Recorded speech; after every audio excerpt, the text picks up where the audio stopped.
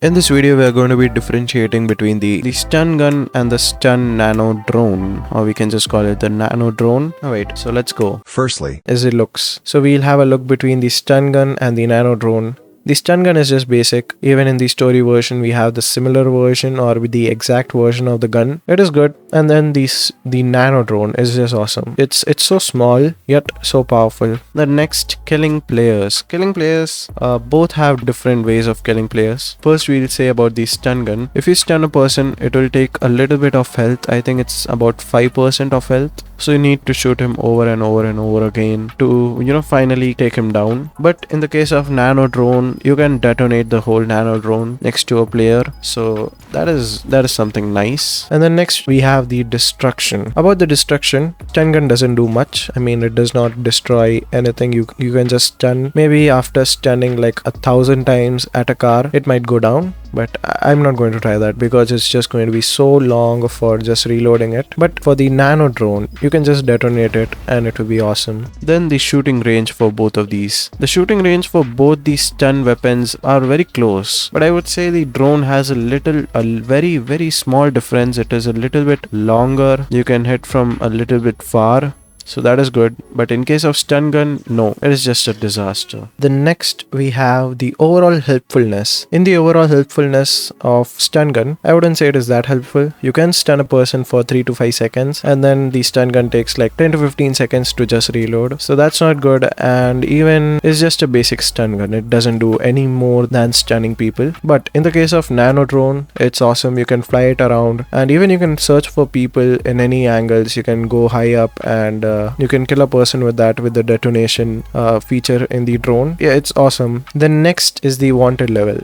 Do you get wanted level with shooting the stun gun? Yes, with this stun gun, if you're continuously shooting civilians or players, you'll get wanted level eventually. But in the case of nano drone, it is just silent, it's sneaky, no one will find out. You can even detonate and run away from there. You're safe, you won't get any stars on you. Then the risk of dying. Well, in the stun gun, I mean, you're right in front of the player. So if you try to stun him and if he doesn't get stunned, he can just take out some gun and shoot you down easily. But in the case of nano drone, you would be hiding somewhere and the drone will be flying and hitting the player. So in that case, you're a little bit safer. So both the nano drone is much more safer than the stun gun. The next is the gun cost. The difference between the gun cost is so much. I did not expect this because the stun gun cost $326,250. I thought this would be so expensive for just a stun gun, but wait for me to tell about the nano drone. So to use the nano drone, you need to buy an arcade, and then inside the arcade you need to buy the drone launchers, which is like $1.46 million. That is just so expensive.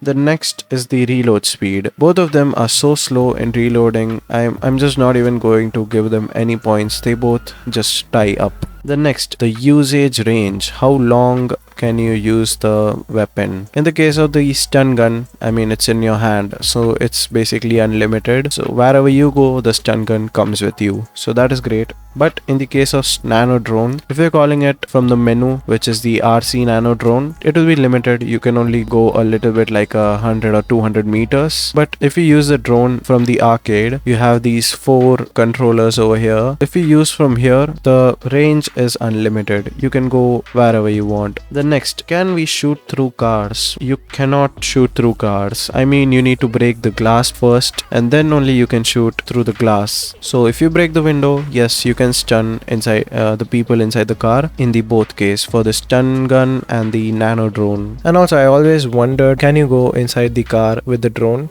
if the doors are open or even the windows are open? So let's try it. Oh, I thought so. It's not possible. Okay. Alright, this is the end of the video. Hope you like the comparison. On the screen you can see a video. It is a comparison between the compact EMP launcher and the compact grenade launcher. You should definitely check it out.